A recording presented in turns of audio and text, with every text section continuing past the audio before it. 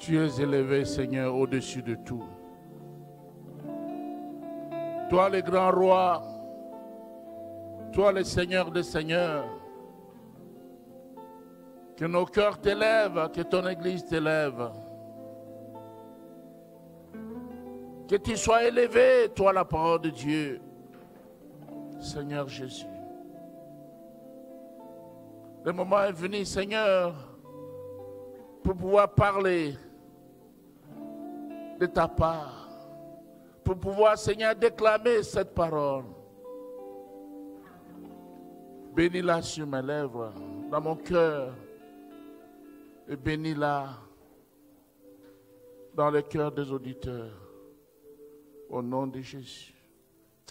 Amen. Gloire au Seigneur.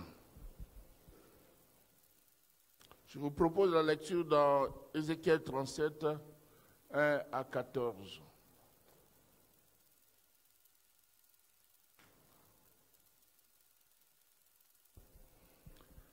La main de l'Éternel fut sur moi, et l'Éternel me transporta en esprit et me déposa dans le milieu d'une vallée remplie d'ossements.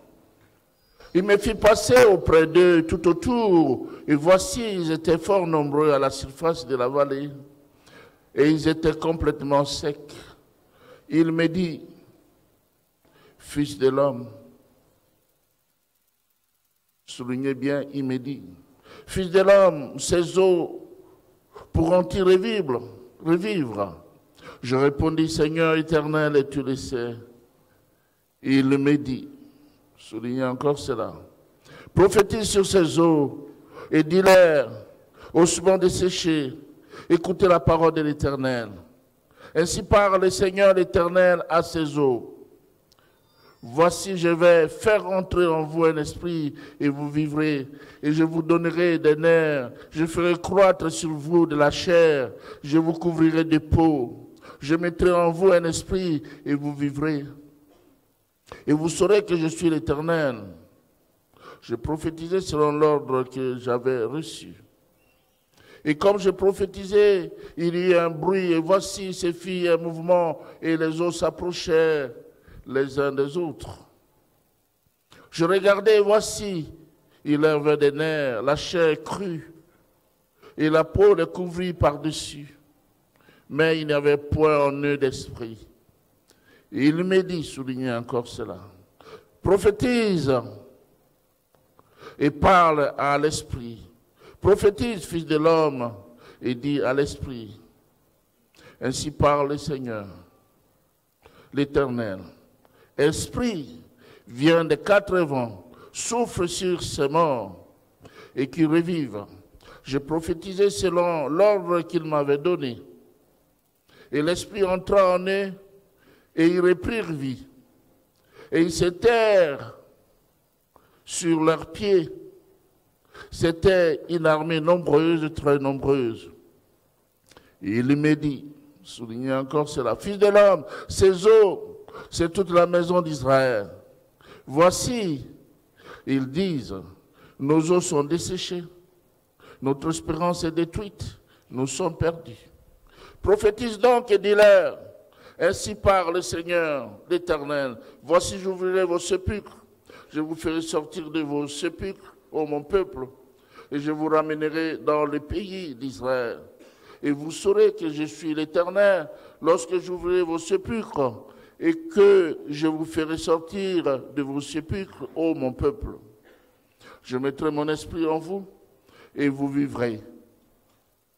Je vous rétablirai dans votre pays, et vous saurez que moi, l'Éternel, j'ai parlé et agi, dit l'Éternel. Amen.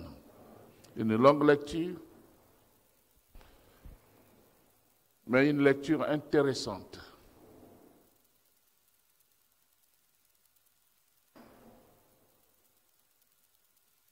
Le thème de notre année, c'est « Esprit de Dieu, descend sur moi ». Esprit de Dieu, descend sur moi.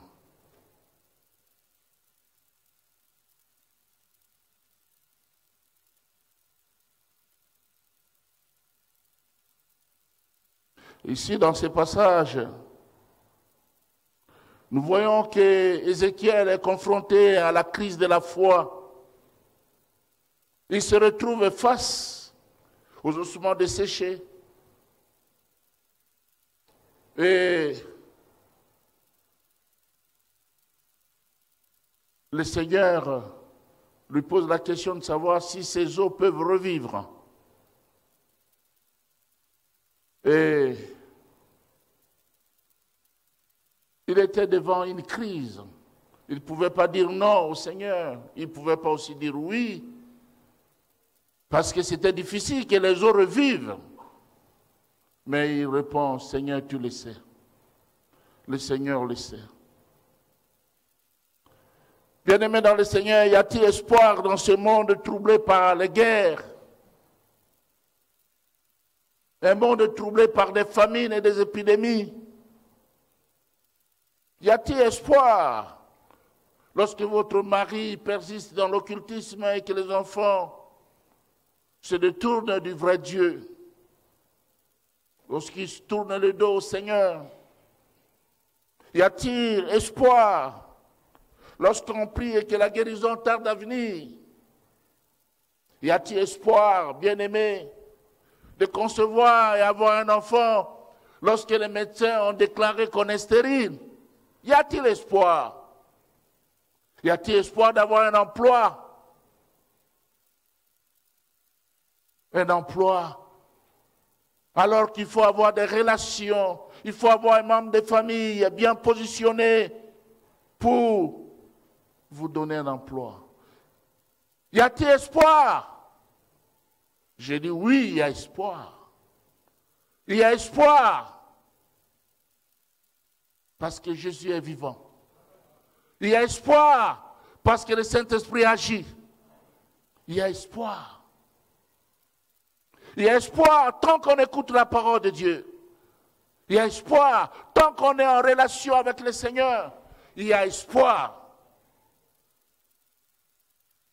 Dieu peut tout. Il y a espoir. Même au milieu d'un chaos, un chaos indescriptible, un chaos épouvantable, il y a espoir. Comment Ézéchiel a-t-il eu l'espoir au milieu d'un grand désespoir? Au milieu de cette crise de foi.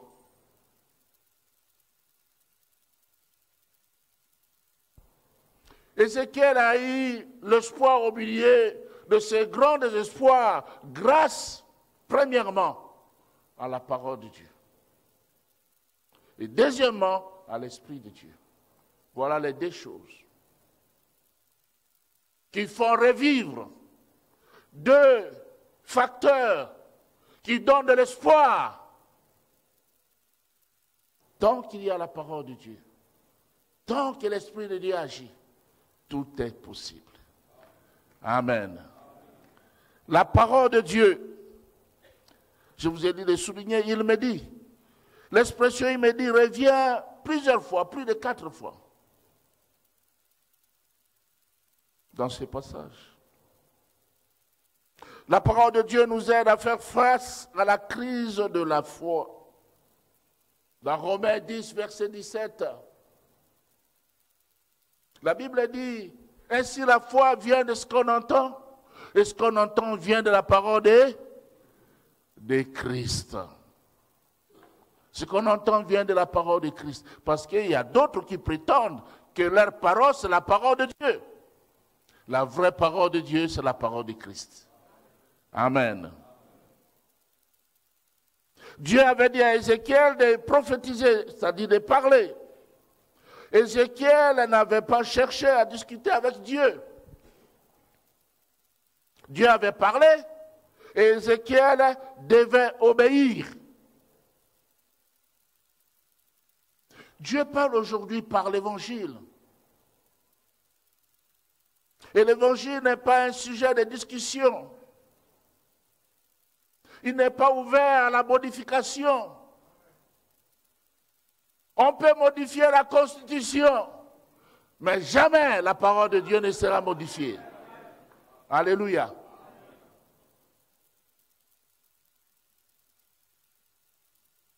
L'évangile, c'est la proclamation de la délivrance. L'évangile, c'est la proclamation de la vie au milieu de la mort. L'évangile, c'est la proclamation de l'espoir pour les désespérés.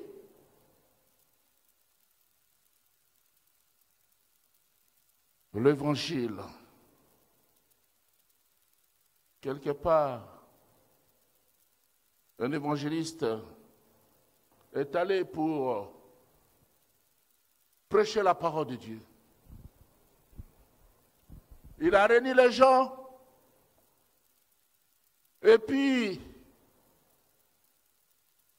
les gens ont chanté, les gens ont dansé, il y avait la musique.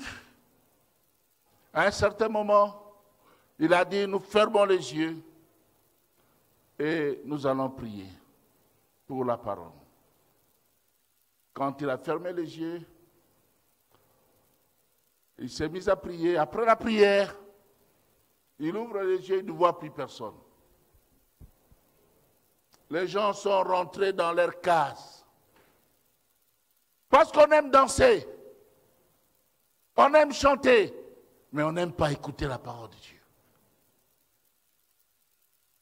Et sur le terrain, il n'y avait que des poules, des canards et des chèvres. Alors il s'est mis à prêcher.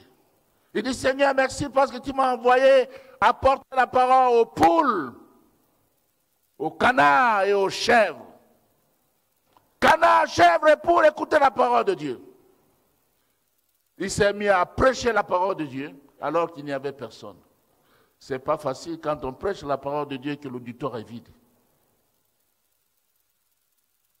Mais il a fait la volonté de Dieu. Il a prêché la parole. Et après, au bout d'un moment, il s'est mis à prier. Et il a lancé un défi. Canard, poule, chèvre. Si tu es touché par la parole de Dieu, avance ici. Et les gens sont sortis de leur case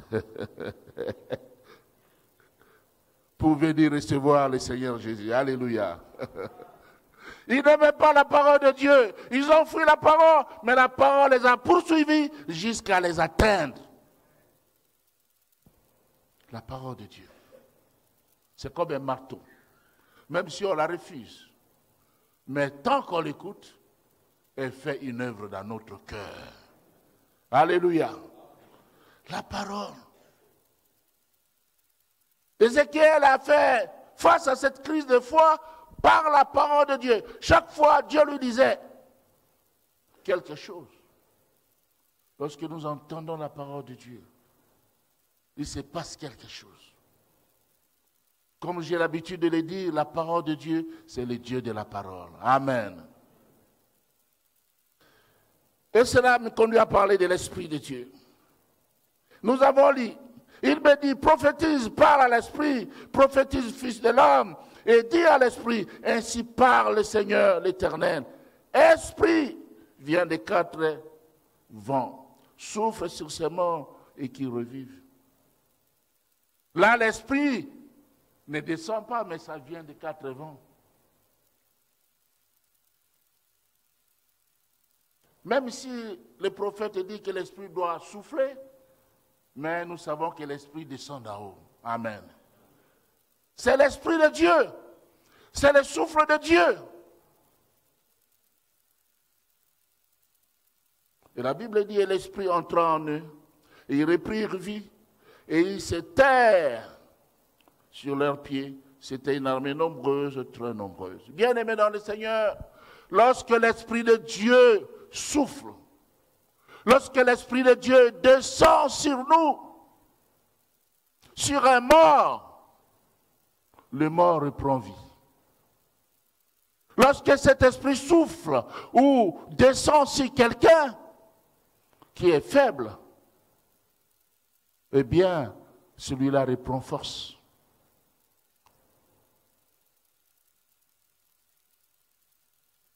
L'Esprit de Dieu, c'est l'Esprit de vie. Il rend la vie à nos muscles fatigués, à nos corps fatigués. Dans Ésaïe 40, 29 à 31, la Bible dit, il donne de la force à celui qui est fatigué et il augmente la vigueur de celui qui tombe en défaillance. Les adolescents se fatiguent et se lassent. Et les jeunes hommes chancellent. Mais ceux qui se confient en l'Éternel renouvellent leur force. Ils prennent le vol comme les aigles. Ils courent et ne se lassent point. Ils marchent et ne se fatiguent point. Cette force-là vient de l'Esprit de Dieu. Amen. Quand Ézéchiel prophétisa, c'est-à-dire, il dit, Esprit, viens des quatre vents, souffle sur ces morts et qu'ils revivent. La Bible nous dit, il y eut un bruit. Et voici, il se fit un mouvement et les eaux se rapprochèrent les uns des autres. Cela fait penser à la Pentecôte. Il se fit un bruit. Il y a un bruit, il se fit un mouvement. Et les eaux se rapprochèrent les uns des autres. Le jour de la Pentecôte, il y avait aussi un bruit et un mouvement. Le mouvement du réveil. Dans Actes 2, 6, la Bible dit, au bruit qui eut lieu, la multitude accourut. Et elle fut confondue parce que chacun les entendait parler dans sa propre langue. Accourir, c'est un verbe d'action, de mouvement. Dans Actes 1, 4, Jésus avait recommandé aux disciples de ne pas s'éloigner de Jérusalem et d'attendre ce que le Père avait promis. Les disciples avaient obéi et avaient expérimenté la Pentecôte.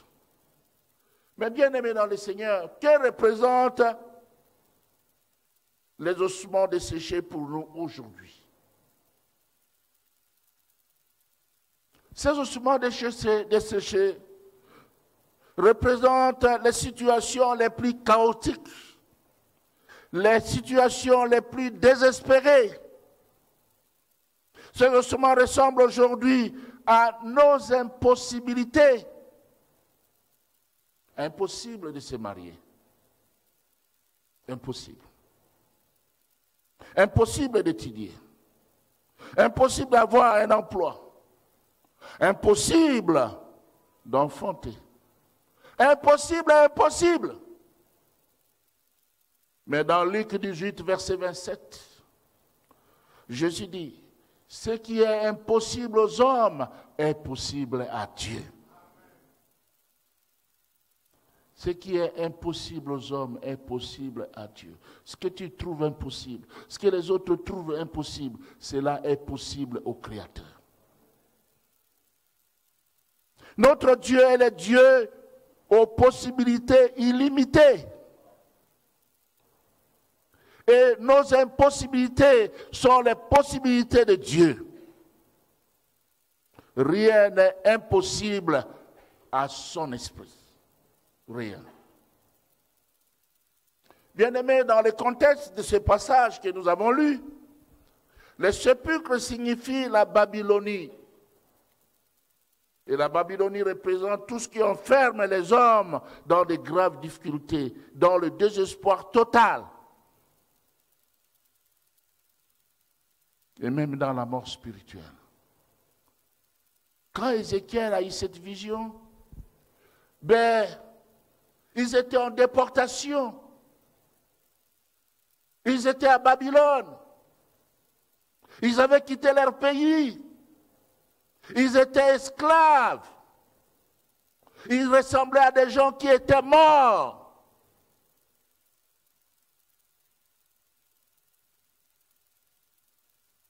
Frères et sœurs, peut-être que ce matin vous êtes angoissés, découragés, abattus. Et comme le peuple d'Israël à Babylone, vous dites, nos eaux sont desséchées. Notre espérance est détruite. Nous sommes perdus. C'était ça les cris des Juifs à Babylone. Un cri de désespoir. Nos eaux sont desséchées. Notre espérance est détruite. Nous sommes perdus. Mais je voudrais dire à quelqu'un ce matin que si vous êtes en Christ, votre espérance n'est pas détruite. C'est Jésus notre espérance. La Bible dit, Christ en vous, l'espérance de gloire. L'espérance. Mais Christ, qui est-il? Christ est Dieu. C'est Dieu qui s'est fait homme. Il est venu pour sauver l'humanité.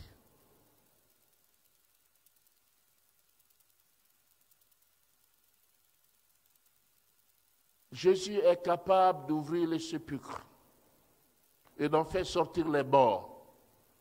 Si tu te crois mort, Jésus est capable d'ouvrir ton sépulcre, ton tombeau, et te faire sortir de là. Amen. Il y a des situations, il y a des problèmes qui ressemblent à ces ossements desséchés. On se dit, cette situation, c'est fini, il n'y a plus d'espérance. Mais Jésus est capable de te donner cette espérance. Il est capable. Il a fait ainsi avec Lazare. Avec Lazare. Lazare était mort. Il était même enterré. Et les deux sœurs ont dit, mais Seigneur, ils sont déjà. C'est depuis 4 jours qu'on l'a placé là-bas. Ils sont mauvais. Mais Jésus n'a pas tenu compte de cela. Il est arrivé et il a ressuscité Lazare. Il peut ressusciter ta situation. Ton espérance, tu peux la retrouver en Jésus-Christ. Il a fait ainsi avec Lazare. Et à son avènement, les morts en Christ ressusciteront, ils reviendront à la vie. C'est ce que nous voyons dans 1 Thessaloniciens 4, 16. Notre Dieu est capable d'ouvrir les sépulcres et d'en faire sortir les morts pour faire d'eux une armée nombreuse, une armée très nombreuse. Très nombreuses. Frères et sœurs, en lisant ces récits, nous avons 3 catégories de personnages.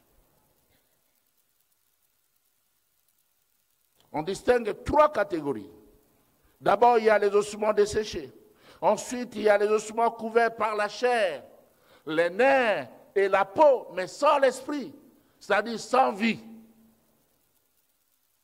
Enfin, il y a des hommes vivants qui se tiennent sur leurs pieds et forment une armée nombreuse, très nombreuse.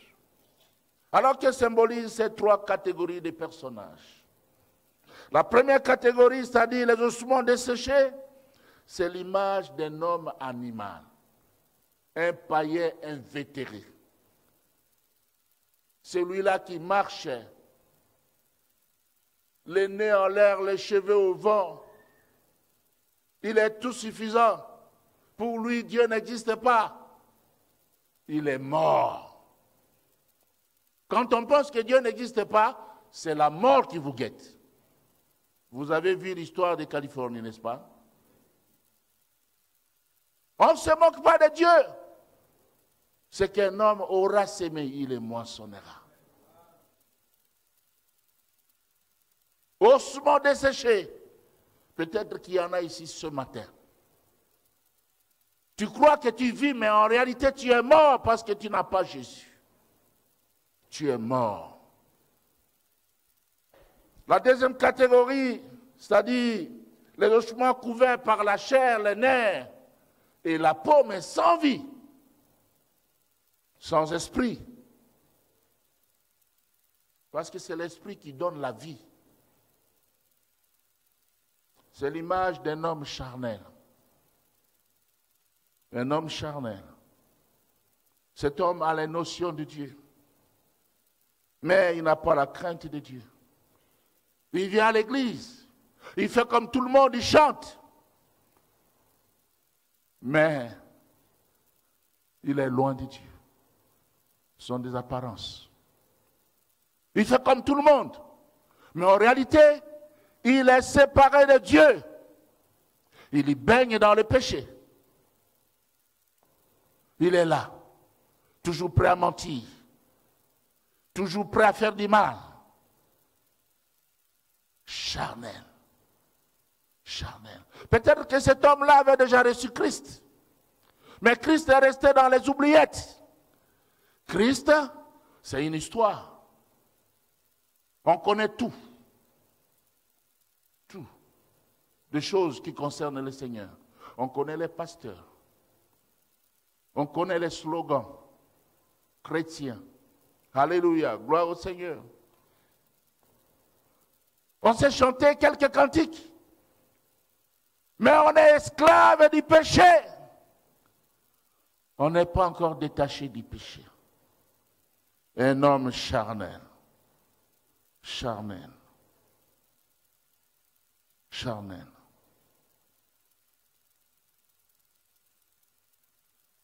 C'est un cadavre spirituel, cet homme-là. Cadavre spirituel.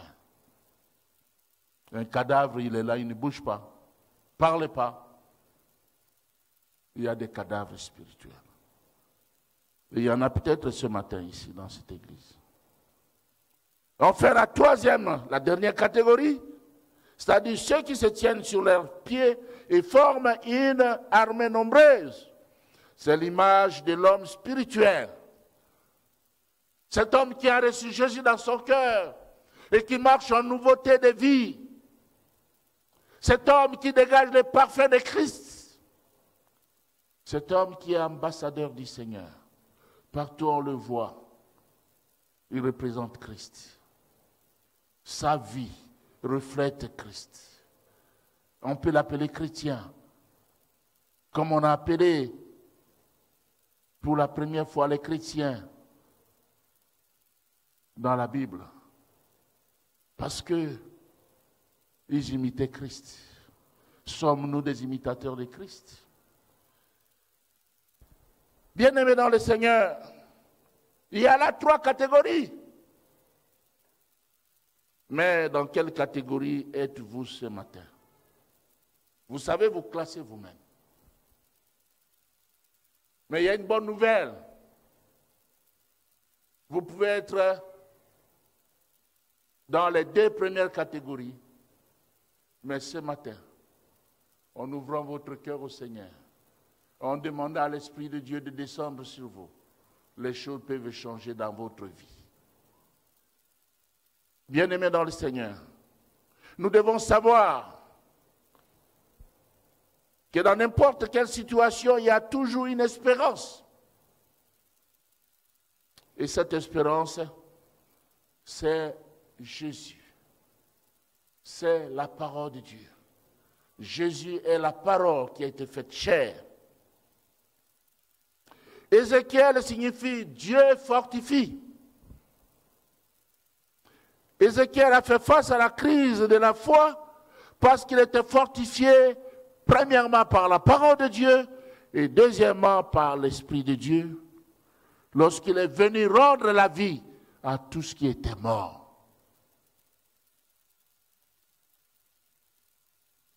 Frères et sœurs, l'Esprit qui a transporté Ézéchiel dans la vallée, c'est le même Esprit qui a donné la vie aux ossements desséchés. C'est le même Esprit qui a ressuscité Jésus d'entre les morts. C'est le même Esprit qui a été répandu à la Pentecôte. Et c'est le même Esprit qui agit parmi nous. Cet Esprit n'a pas changé. Les hommes changent. Les pays changent de nom. Mais cet Esprit demeure le même. Il est toujours puissant, toujours agissant. Amen. Nous allons prier.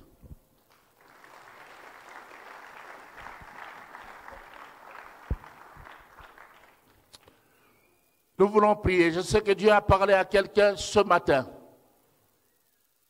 Dieu t'a parlé ce matin. Et notre thème, c'est « Esprit de Dieu, descends sur moi ». Tu es où? Tu es dans quelle catégorie?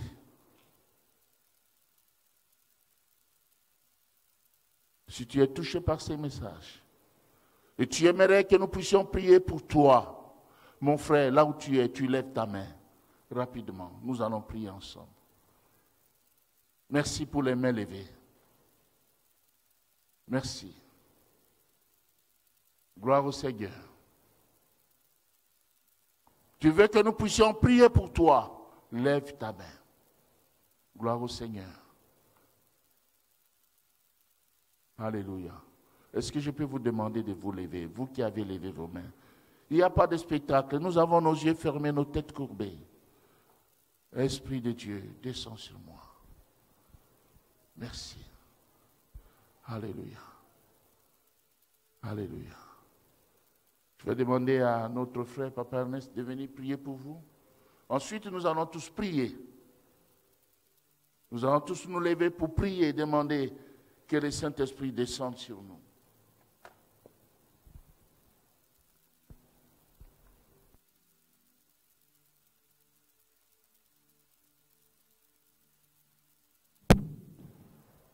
Précieux Père Céleste, nous disons merci ce matin pour cette bonne parole. Quelle belle nourriture tu nous as servi ce matin. Oui, ton esprit est agissant au milieu de nous ce matin. Alléluia. Et tu vois le peuple qui est là, Seigneur, pour se réconcilier avec Alléluia. Ton esprit ce matin. Tu as envoyé ta parole et cette parole a retenti pour guérir, a retenti pour relever, a retenti pour transformer. Alléluia. Merci, parce qu'il n'y a que ton esprit qui sait nous amener dans des dimensions que toi seul as réservées pour tes enfants. Merci pour ces changements de vie. Merci pour ces nouveaux caps qui s'ouvrent dans la vie de bien-aimés.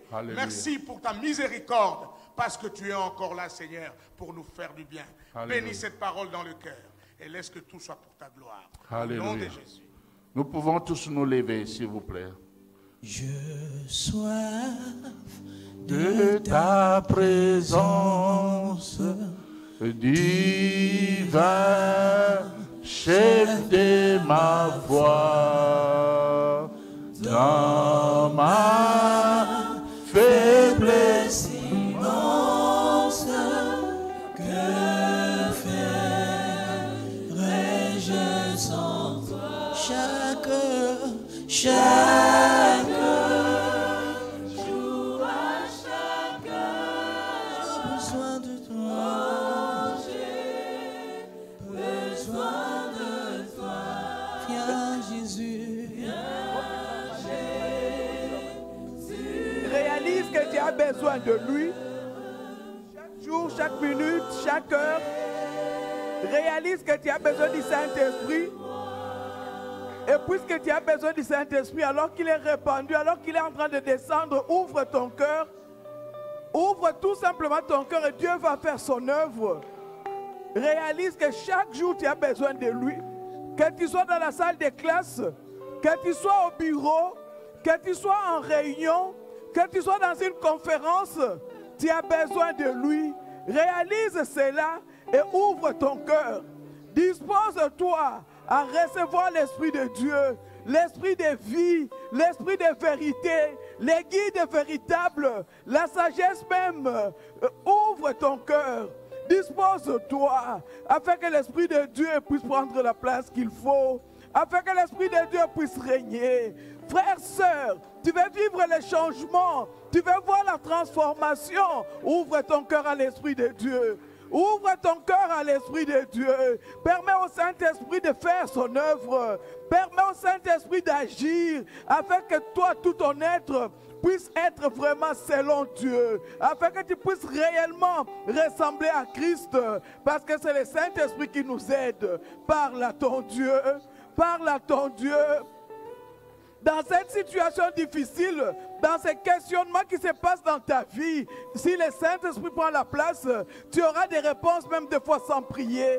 Tu auras des réponses même au moment où tu ne t'attends même pas. Tu auras des solutions. Tu vas vivre des victoires avec l'Esprit de Dieu. C'est pourquoi dispose ton cœur, dispose ton cœur. Dispose ton cœur. La Bible dit, sans moi, vous ne pouvez rien faire. Sans Dieu, vous ne pouvez rien faire. Sans Jésus, vous ne pouvez rien faire. Sans son esprit, vous ne pouvez rien faire. Or, le Saint-Esprit est là pour glorifier Jésus dans nos vies. C'est pourquoi ouvre ton cœur. Ouvre ton cœur. Ouvre ton cœur. Permets à l'Esprit de Dieu d'agir. Répands ton cœur devant ce Dieu. Répands ton cœur devant celui qui est capable de te donner une bonne main d'association.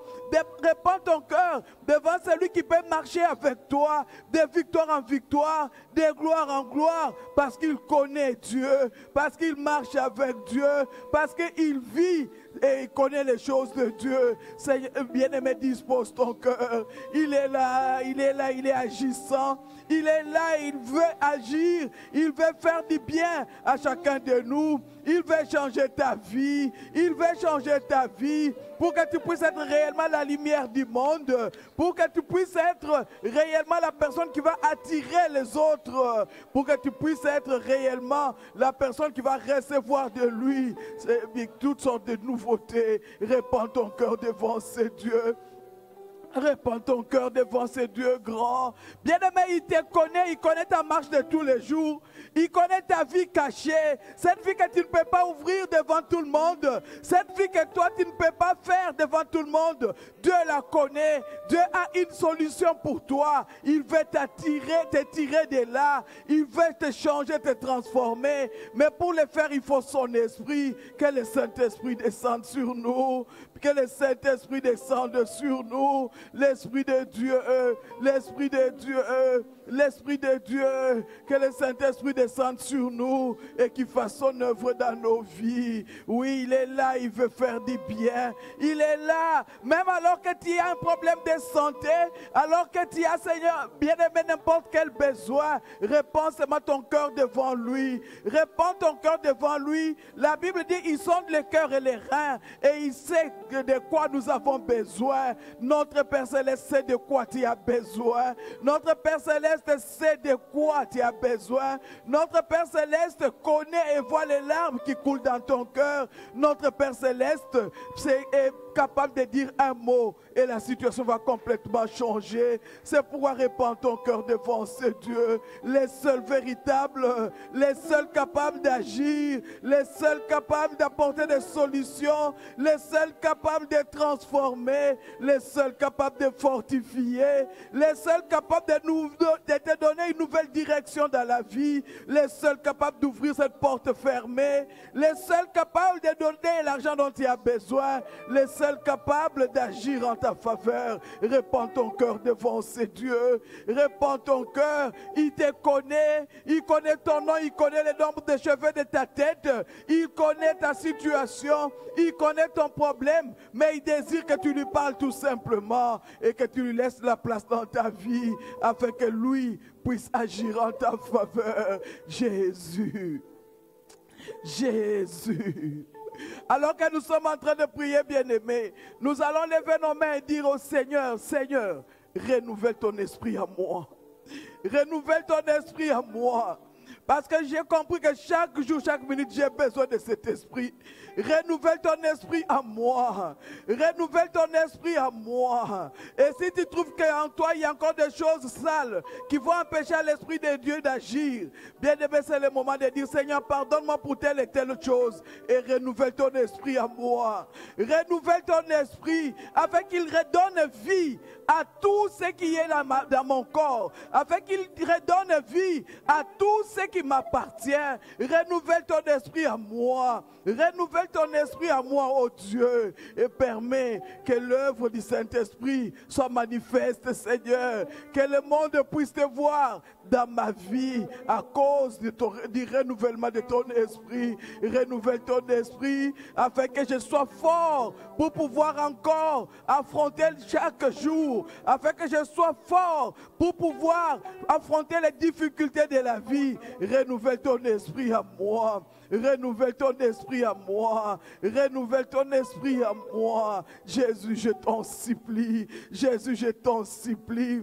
Jésus, je t'en supplie. Alors que ton peuple est là, Seigneur mon Dieu, en train de s'attendre à toi. Père, nous prions pour que, Seigneur mon Dieu, tu déverses ton esprit, l'esprit de vie, l'esprit de vérité, que tu déverses ton esprit afin qu'il soit agissant au milieu de nous.